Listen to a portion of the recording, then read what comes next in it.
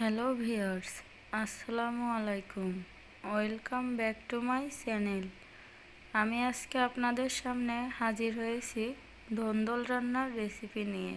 তাহলে কথা না বাড়িয়ে চলুন দেখে নিই ধুন্দুল রান্না করতে আমাদের কি কি লাগবে।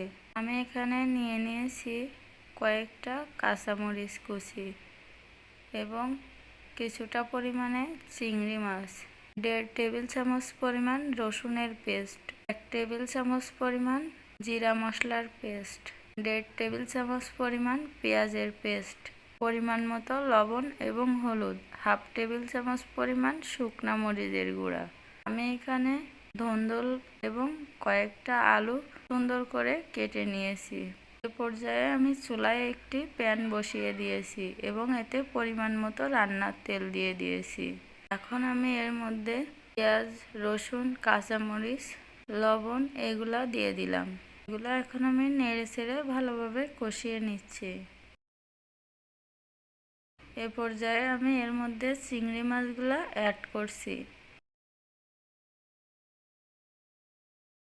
এখন আমি এর মধ্যে শুকনা মরিচের গুঁড়া এবং পেঁয়াজ রসুনের যে পেস্টটি আগে থেকে করে রেখেছিলাম সেগুলো দিয়ে দিলাম। ভালোভাবে নেড়ে চেড়ে আমি কষিয়ে নিচ্ছি।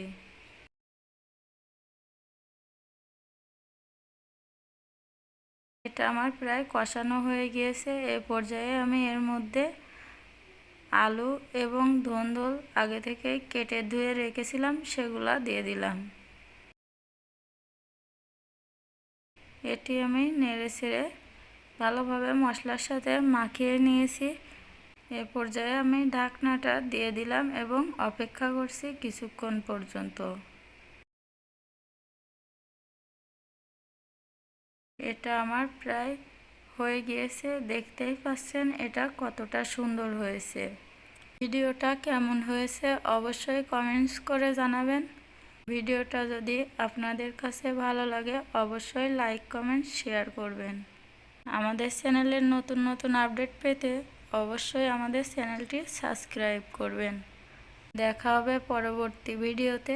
সে পর্যন্ত সবাই ভালো থাকবেন, সুস্থ থাকবেন। আল্লাহ হাফেজ।